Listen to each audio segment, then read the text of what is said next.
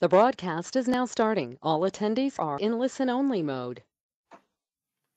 Welcome, everyone. Thanks for joining us today for another session of the AWP Community of Practice webinar series. We did take a short break after the CII AWP Research Virtual Summit, but we're happy to bring the series back for you. And today we're going to be looking at a summary of that CII AWP Research Virtual Summit, as well as a preview of what to expect at the upcoming AWP Conference 2020, which this year is going to be a virtual event. So without further ado, I'm going to pass it over to our speakers for today, Lloyd Rankin and Mike Pappas. Well, thanks a lot, Steve. We're fortunate to have Mike Pappas, who was the MC of the virtual event and who has done a really great job spearheading the virtual event that we had. Steve, I believe you've got control, so can you move me to the next slide? Thank you. So as you all know, I would guess by now, I'm Lloyd Rankin. I'm the president of Group ASI, and we're the ones that host the virtual conference. Up to this point, it's always been a physical event, but due to COVID and travel restrictions, we've done the responsible thing and made it into a virtual event.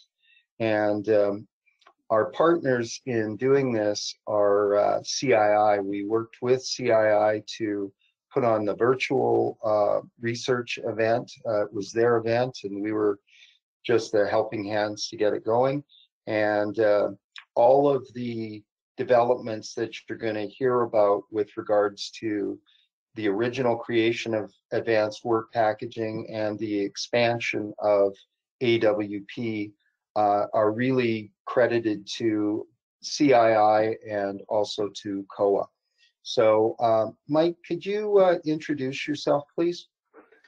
Sure, thanks, Lloyd. Hi, everybody. I'm Mike Pappas. I'm the Associate Director for Deployment at the Construction Industry Institute, which basically means I'm responsible to help CII members implement the research that we do so that we get value out of it, and also responsible for professional development and benchmarking.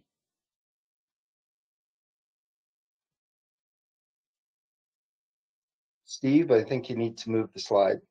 Thanks. So here's the agenda for today. We're going to give you a little bit of a history of AWP, and Mike's going to talk to you about the latest research that was just released at the virtual summit. Then I'll walk you through the AWP conference, the vision, the mission, our governance, how we put this together, and talk to you about what you'll hear at the conference and how that's going to move forward a lot of the research that CII has been working on. And then we'll finish off with an opportunity for you to ask any questions you might have. So Mike's going to walk us through the history, and I'll take over once he's gone through the next few slides. Okay, thanks, Lloyd. Yeah, the history of advanced work packaging, I mean, really starts with workface planning. And workface planning has been around in various forms for, decades. And but as technology started to help advance construction in the 1990s, of course, we saw 3D models color-coded with project status, and 4D models got their start.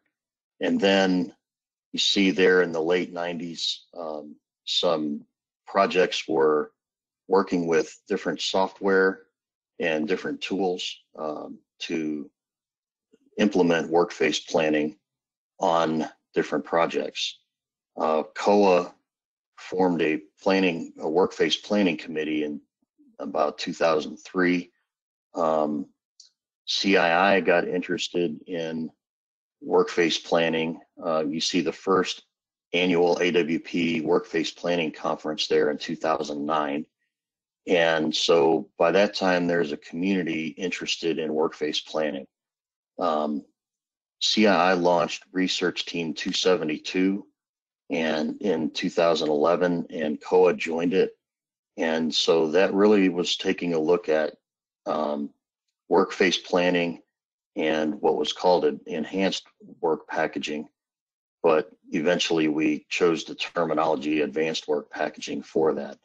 And so, as you know, work-face planning is the process of planning and removing constraints from work packages that you're going to give to the crews, so that when they get a work package, they can go to work for 8 hours or 10 hours rather than spend, typically half of their time running around looking for materials or waiting for scaffolding or waiting for a crane or what have you, because those constraints have been removed ahead of time.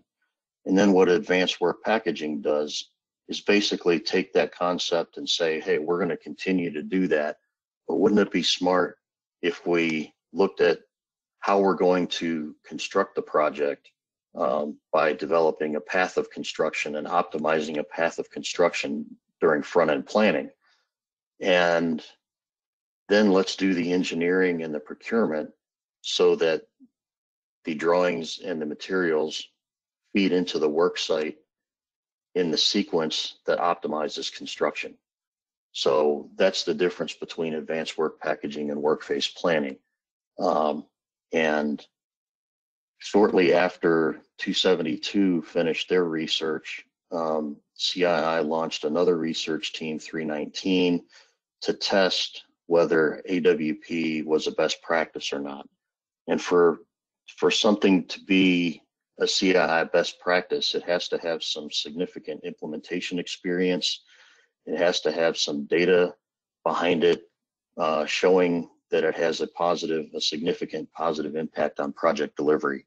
So in 2014, it looks like, or 15-ish, CII was declared, or AWP was declared by CII as a best practice, based on the data and the implementation experience that was documented in that research project. CII formed a community of practice shortly thereafter, and that has actually grown to become our largest community of practice. We now call them communities for business advancement. The main reason there is that we want, this is a group of subject matter experts on AWP, but we want them to also have an outside perspective and say, hey, we do AWP because it helps us deliver projects better, but that in turn helps our companies get better business results. And so we want that outside perspective of everything we do for the project we're doing because ultimately it improves the business. So it's still a community of practice. We just call it a community for business advancement, or a CBA. And AWP is our largest CBA. I think over 150 members, and it's a very active CBA as well. They have subcommittees working on research. They have one working on education and outreach. They have one working on benchmarking, and they have a lot of activities going on. So if you're a CII member, we really encourage you to consider joining the AWP community of practice. You don't have to be a subject matter expert. Those people are there, obviously, and discussing what's going on the cutting edge. The CBAs are a great place to learn. So if you're intrigued by advanced work packaging and you'd like to learn more about it, joining the CBA is the perfect place to learn more about what's going on with advanced work packaging. We launched a research and development program around AWP in 2017, and with the ultimate goal of an artificial intelligence engine to help optimize the path of construction and to help optimize the planning of work packages as we go through the AWP process. At the same time, Shell, Dow, and Exxon committed to AWP programs, and so they're about 3 years into their journey now, and they always play a big role in these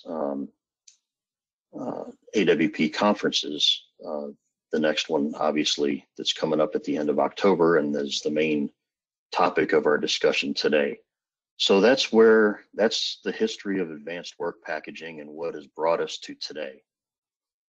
If you go to the next slide, Steve, please. Our annual conference was canceled due to COVID, as many conferences were.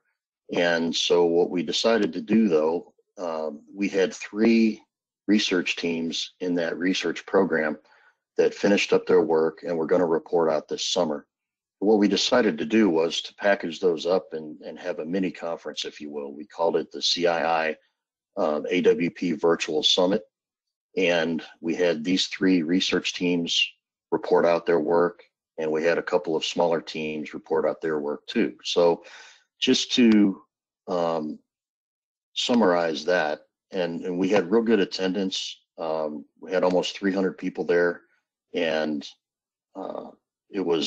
we've gotten some really good feedback. There were a lot of good question and answer sessions and so forth. So Steve, if you please go back one just for a second. So modernizing the supply chain. This research team realized that, hey, well, let me first say that all 3 of these research teams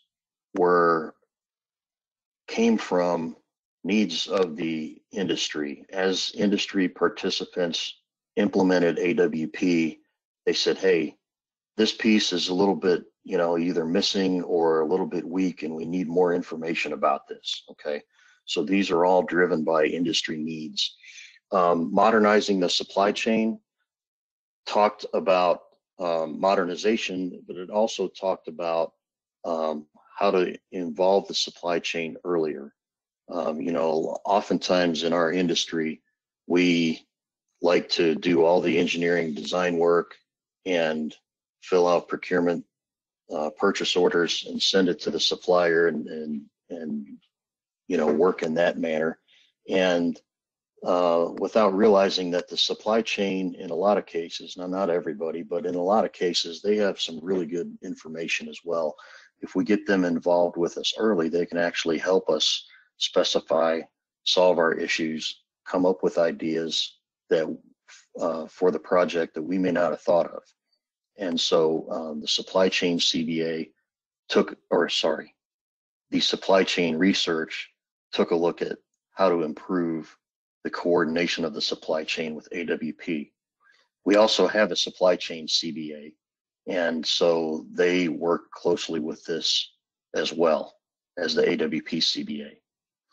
The second area was integrating commissioning and startup into the AWP work process. So previously, AWP, of course, work-phase planning is focused on construction, and AWP kind of stopped with construction. Well, especially from the owner's standpoint, mechanical completion is a nice milestone, but I can't turn the plant on at mechanical completion. I still have to go through commissioning, pre-commissioning, and commissioning and startup. When I'm ready for startup, now I get excited as an owner because I'm going to turn this thing on, and it shifts from a project which has consumed a tremendous amount of capital into an asset which is going to produce a large amount of capital for me, okay?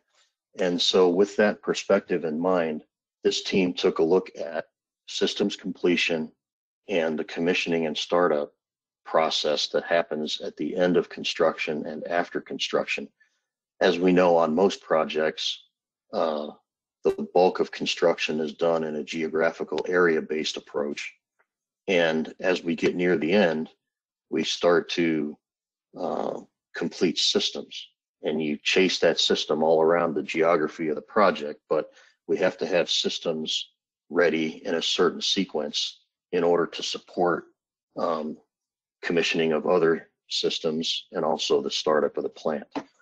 So this team essentially added commissioning and startup to the end of the AWP process and discussed how to create these system completion packages and startup packages and manage that part of the project using AWP.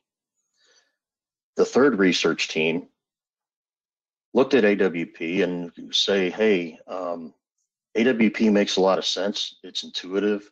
We did research team 319 that has some data that shows the impact of AWP. It seems like a no-brainer. How come people aren't using it more? And they took a look at the barriers of why do people, or what are the barriers to using AWP? And they connected in some proof or reasons to overcome those barriers. And they developed what they called the AWP Concierge tool, which looks at different barriers and how to overcome those barriers. So it's really a tool when you're talking with your business or you're talking with your projects, and the project brings up an objection and says, yeah, but what about this? You know, AWP is too expensive, or it takes too long, or, you know, this or that. The concierge helps guide you to, okay, people are saying AWP takes too long. Well, in fact, here are some facts from our research and from our experience that show that, in fact, AWP doesn't add time to the project. You know, it's an investment up front, obviously, but you make that up on the back end. So it's promoting the use of advanced work packaging was really addressing the barriers of implementing AWP. Then on the next slide, we had two additional small teams. AWP data requirements was what we called a working group, and they did their work in less than a year. They did the bulk of their work in 4 months. But the impetus behind this is AWP is data intensive, and at different points in the process, there are different data points that need different data that need to be transferred from one party to another. And so this is an effort to standardize that. The output of this is a AWP data requirements guideline. It's not a standard in the ANSI standard type of approach, but it's a guideline, and it's our first effort to standardize this.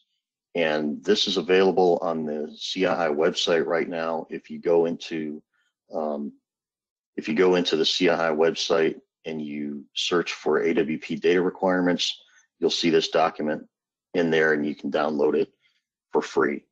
And of course, the hope is that owners will use this to specify in their contracts the data to be transferred at which points in the process, and that contractors will standardize on this as well, because having one way to implement AWP is much easier than having a different way to implement AWP for each one of the owners. And then the last team was a technology research team that also did their work in about a year. Advanced work packaging digital threads to increase supply chain visibility.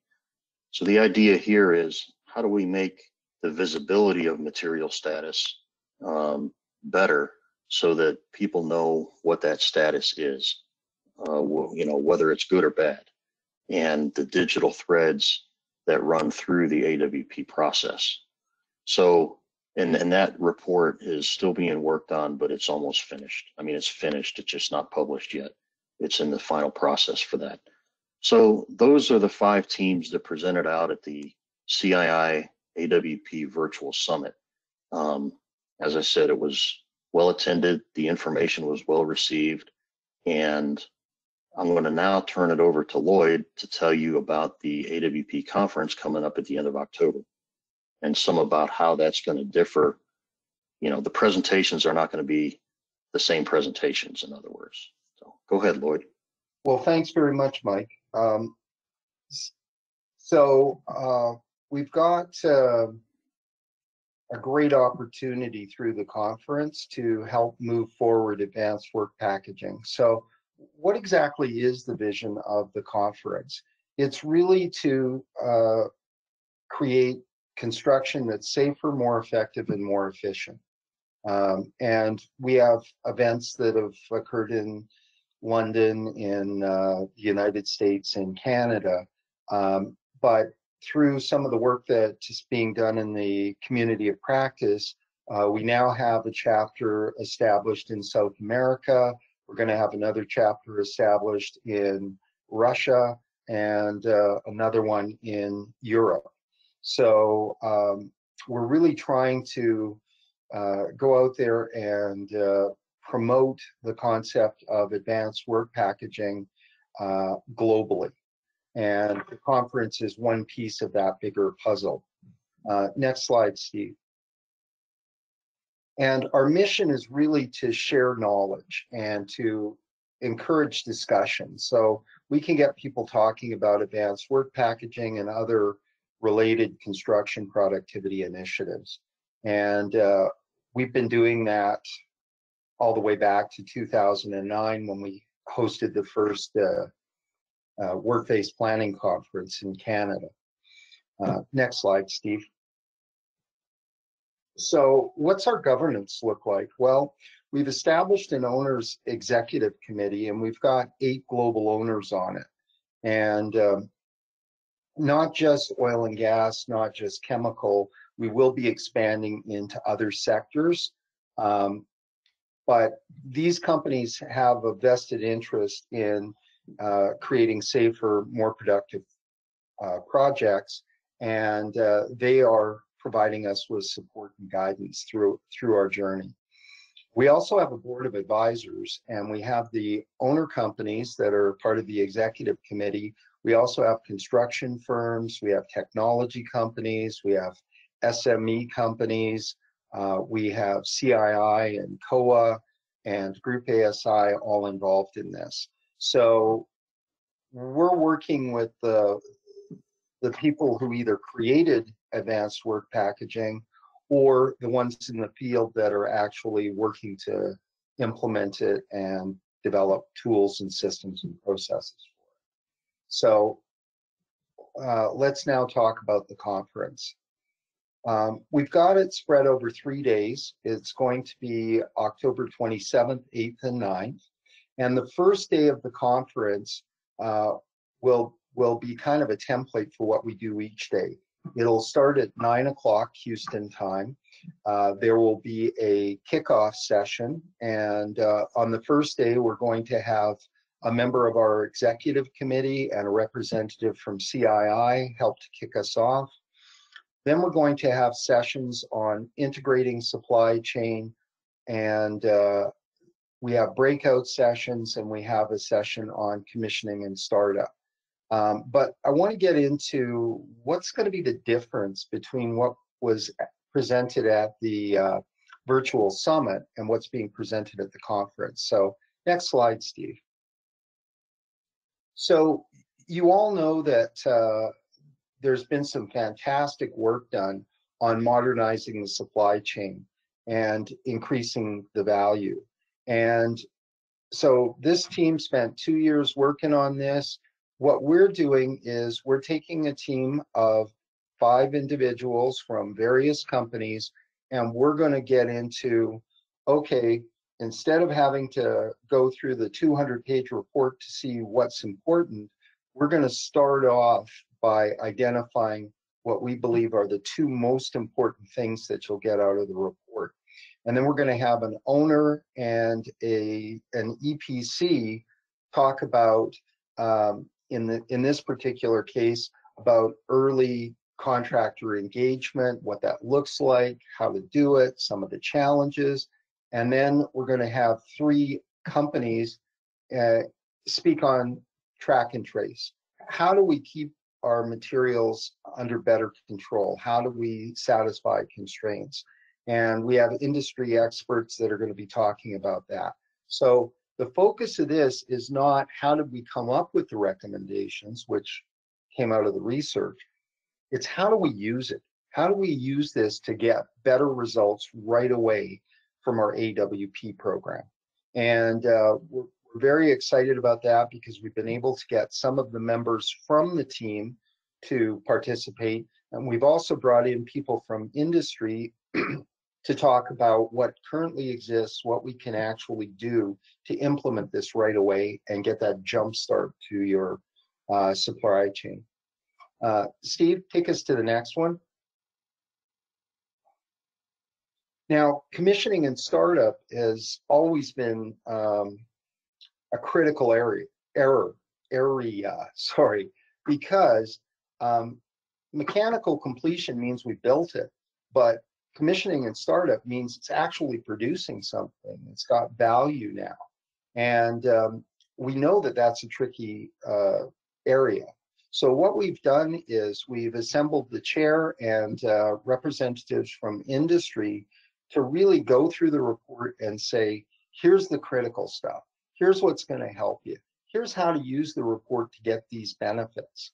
And I just actually, before this meeting, sat down with the team, and we probably have in that team someplace in the neighborhood of 120 years of experience.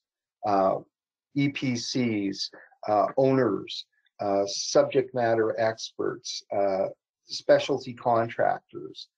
So they're going to be talking to you about what is going to get you the biggest bang for your buck right away. And they're not coming from this from an academic perspective. They're taking the great work that the academics helped pull together with the team, and they're delving into, okay, this is where you're going to get the biggest benefit. Next one, Steve.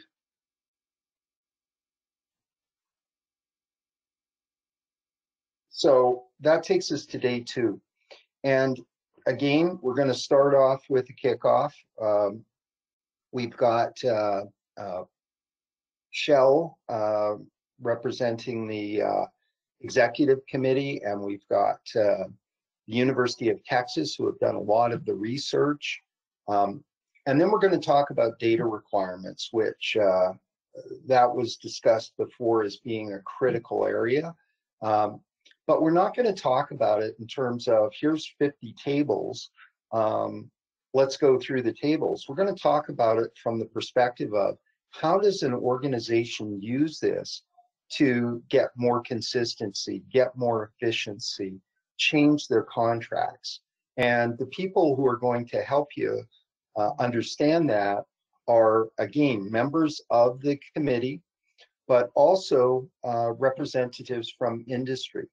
And we're going to have, again, the perspective of the owner, the perspective of contractors, and the perspective of technology. So we're really going to try and maximize the usefulness of the data requirements. And then in Steve, can I get you to just move us through to the next 2 slides from now?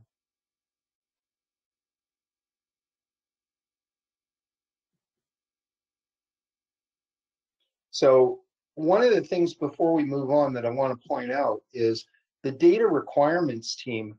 Look at who was involved.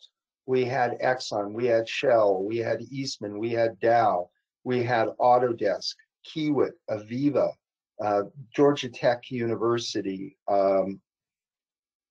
Atlas RFID, Bechtel, ConstructX. So that's a really impressive cross-section of the industry. So when we say that these data requirements were pulled together in a short period of time, there was still an incredible amount of involvement from industry, and there was a lot of ensuring that what we were recommending was going to be executable. Steve, can you move us to the next slide? So the digital threads team has identified a bunch of attributes that will help improve visibility. But again, I don't think most of the people calling in want to start looking at tables and matrices. What they want to know is, how do I use this stuff? How's it going to help me? What's it going to do for me? And that's going to be the focus of the session. Taking the research that's been done and then focusing on how to get the biggest bang for your buck. So that's what we're going to be focusing on in this session. And again, we've got representatives from the owner community, from the contractor community, from the technical community, SMEs. You're going to have a really knowledgeable group that's going to be addressing this. Next slide, please, Steve. And then the final session on day 2, well, we seem to have missed it, is going to be the promoting the use of advanced work packaging. And this is an incredible development. What they did was they went through and they researched what are all the barriers to implementing advanced work packaging, and then they went and found what are the resources that can help overcome those barriers. So they've created a great tool. The tool is tied to resources at CII, COA, and actually also at Group ASI. And then what we're doing in this session is we're actually focusing on what are the challenges that the owners have and how do we address those? What are the challenges that the contractors have in construction and how do we overcome them? What are the challenges that the engineers have and how do we overcome those? What are the challenges that we have in implementing AWP related technology and how do we overcome those? So this is going to be a hands-on session where we show you what the biggest challenges are according to the research. We show you how the tool will help you overcome those. And again, the focus here is immediate benefit to your program, immediate bang for your buck. Whether you're talking about your own organization, the ones that you're hiring to work for you, subcontractors, this tool can be used in so many ways. And it is a great advancement. The folks that are going to be presenting it are all subject matter experts. So you're going to have some really good examples of the challenges and some really good examples of how to overcome those. And let's go to day 3. So in day 3, we're going to have Lyondell Bissell and COA kick us off. And we're going to look at, well, okay, after we've addressed all this, what's next? And we're also going to have a fantastic presentation from Exxon. So Steve, can you take us to the next slide, please? So you've overcome your data challenges, now what? We've got recommendations now as to how to deal with data attributes. We've got recommendations as to how to improve the visibility of our supply chain. Does that mean we're done? Not really. There's a bunch of other things that we need to look at. We need to consider how we do our contracting strategy. We need to consider what kind of information you need if it's, say, a lump sum contract as opposed to a cost reimbursable. So this is going to be a really good discussion of, with all this new research, with what's already been developed, how do we continue to move forward? How do we continue to optimize our AWP programs? And again, we've got Shell and O3 and Lyondell, Autodesk, Fluor. So again, we've got owners, we've got technology companies, and we've got EPCs. So we're trying to cover all of our bases in each of these presentations. Finally, as far as our general sessions, we have a keynote coming from ExxonMobil, our AWP story. And we don't want to give too much away, but as Mike said, they've been working on this probably as long or longer than anyone else. They've been applying this globally. They have some very impressive learnings, and they'll be sharing that with you at the conference. So that takes care of the plenary sessions. Now, I just want to point out that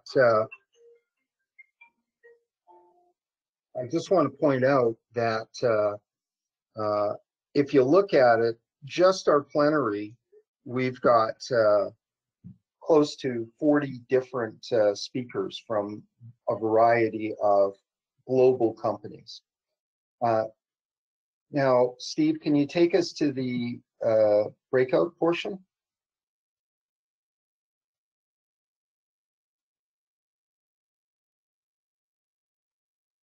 There we go. So we have 25 companies that are going to, 25 companies or organizations that will be speaking in the breakout sessions. And you can see we've got owners, we've got implementation experts, we've got technology companies, we've got case studies. And as far as the best practices go, we're going to have 2 presentations from CII, 2 presentations from COA, and we're going to have a presentation on the AWP community of practice.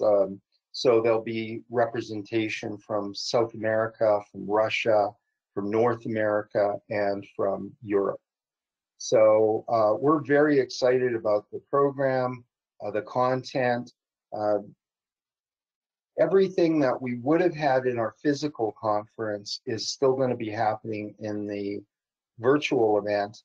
And one of the things that we recommend is you're probably going to want to send a team, because I guarantee you there'll be 2 or 3 or 4 sessions that you want to attend that'll be happening simultaneously, and you'll only be able to go to one.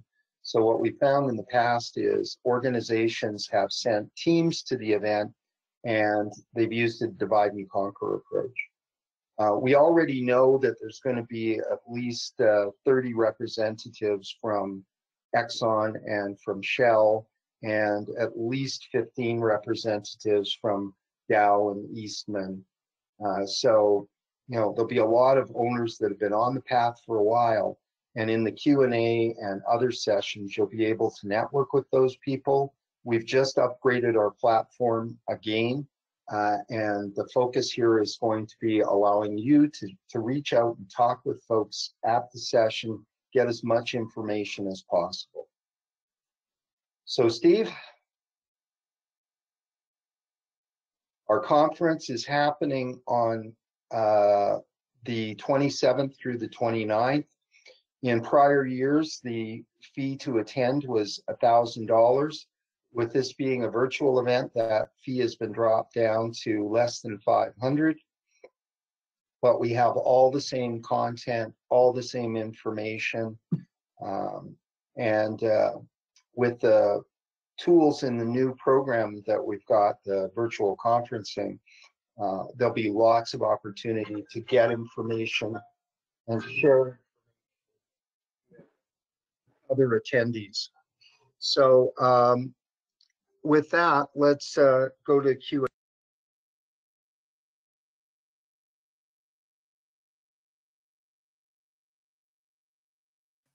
Perfect. We we lost Lloyd's audio momentarily. I'm sure he will be right back.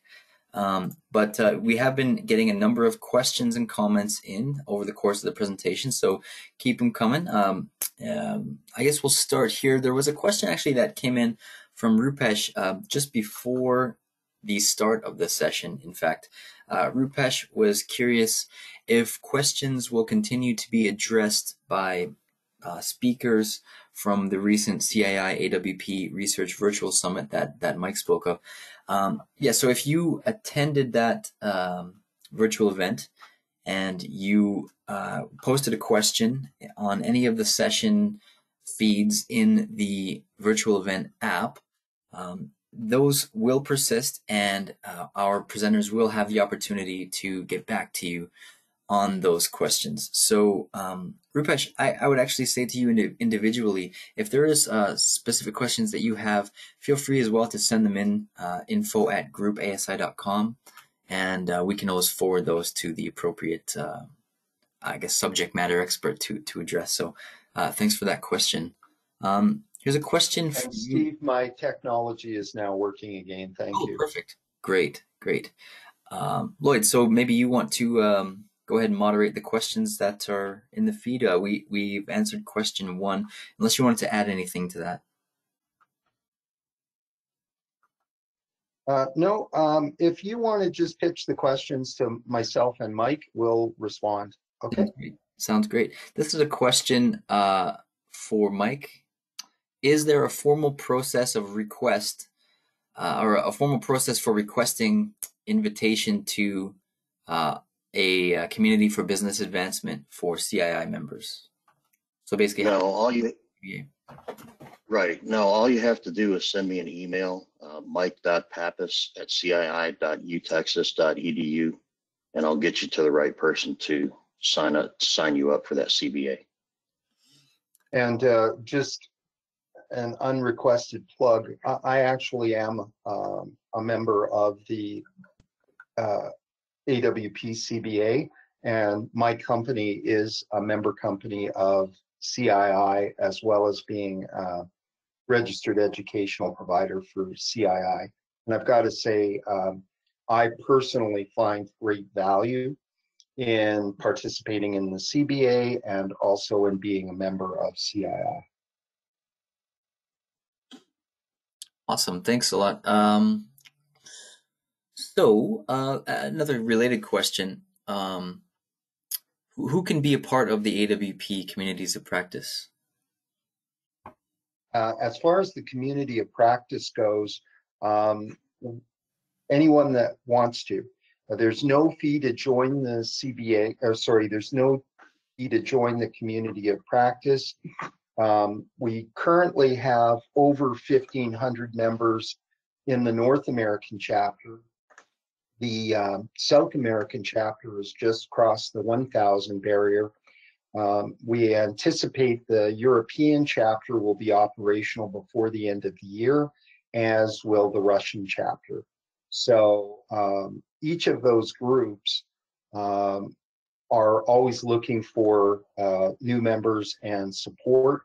And we are actually working with the board of directors right now to focus on where the key activities are going to be for the next year. But just to give you a sense, we've gone from roughly 900 members in March of this year to over 2,500 members now, and we're anticipating by the end of the year we'll probably be up around 4,000 members. So there's been phenomenal growth in the communities, and it's because there's a lot of interest in implementing advanced work packaging and doing that on a global scale. The other thing I'll say is in our South American chapter, there's actually content available in Portuguese and Spanish, as well as English. The Russian chapter, we're going to obviously have content available in Russian, and the European chapter, we will likely have content available in English and some other European languages. So the goal here is really global domination. We're attempting to roll out AWP around the world, and there's a huge amount of interest, and there's a huge amount of success on some of the projects that have been advanced work packaging. Great. Anything to add there, Mike? No. Okay. Lloyd covered that. Yeah, Lloyd covered that well. Perfect. Thanks. So here's something I think Mike could answer. So Mike, you spoke of obviously the research that was presented at the CII AWP Research Virtual Summit, and Lloyd also talked in a bit more detail about some of the resources that were developed to support the findings and recommendations from those research teams and working committees. When and how will the publications and resources associated with all of that work become available? We'll email that to the registrants from the summit as they become available. Okay, excellent. Thanks. Okay, great. So this question, I'll just read it as it was written. Is there any CII research focused on AWP and general construction, or has it been solely focused on the EPC? Well, technically EPC is a contracting method, but it's mostly been focused, most of our experience has been in the industrial project world, heavy industrial, oil and gas, power generation, that type of thing. So in terms of building construction and that type of stuff, no, that's an area that we're looking at taking AWP to. Okay. Charlie, that was from Charlie Dunn. If you're online with us still and would like to expand on the question, let me know. If that answered your question, that's great as well.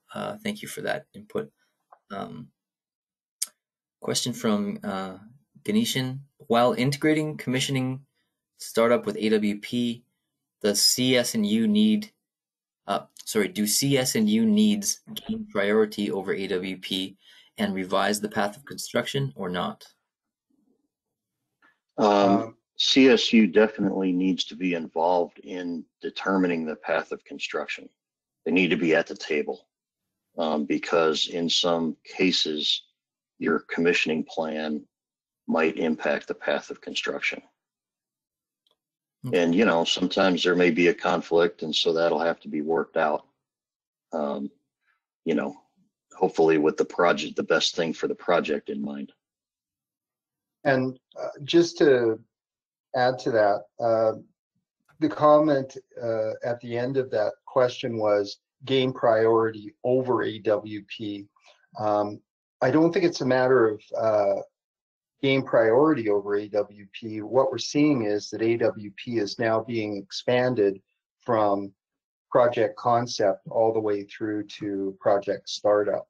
So it's not changing priorities, it's actually making advanced work packaging fully life cycle based and taking it right from the start to the end of the life cycle eventually.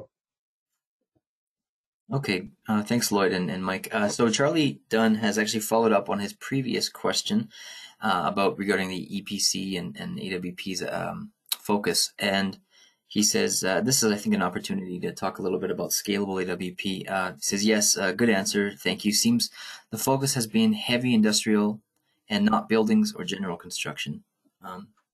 Lloyd or Mike, who would like to tackle that first? Oh boy. I think from a research perspective, it's probably Mike, but let me weigh in there. What we're finding around the world is that advanced work packaging is being used in a number of different settings than just industrial construction. It's starting to be used in building infrastructure. It's starting to be used in large commercial projects. And so I believe that advanced work packaging is going to be adapted to non-industrial sectors. But Mike can probably fill you in on what the plans are at CII for development. Yeah, I agree. And I don't think we don't have any specific plans right now, but we're talking about how we want to do that. Excellent. Okay. Thanks again, Charlie. So we're going to get a little bit back into the topic of AWP events. Question here from David Kerr. Hi, is the plan to run the same or similar program at the London AWP Conference in 2021? That's a great question, David. We are going to be running a different program in London, and anytime we run an event in a different part of the world, we always try to adapt that event for local issues. So we're going to be focusing on infrastructure a little more than we are in North America. We're going to be working very closely with ECI, the European Construction Institute, and talking about local initiatives. We're working with organizations like Commit in London. So obviously there are going to be some similar topics in both places, but we're absolutely going to be customizing the London conference to address some of the issues of local interest as well as general AWP topics. Okay, and Rupesh actually would like a little more clarification, it sounds like, in regards to the similarities and differences, particularly, between the AWP Research Virtual Summit content and then the presentations happening in the plenary program for the upcoming AWP conference. So I guess what differentiates? The primary difference is in the virtual summit, there was discussion of how how the teams reached their conclusions, how they were structured, what their research objectives were. And so it was a great session, lots of good information. At the conference, our focus is how do you take those recommendations and apply them to maximum benefit on your projects. So one was sort of saying, this is what we're going to be releasing as our recommendations. We're taking the specific reports, going down into nitty-gritty detail, and talking about how you can implement those in your organization to maximum benefit. So that's the big difference. And then he's also asked about the breakout sessions.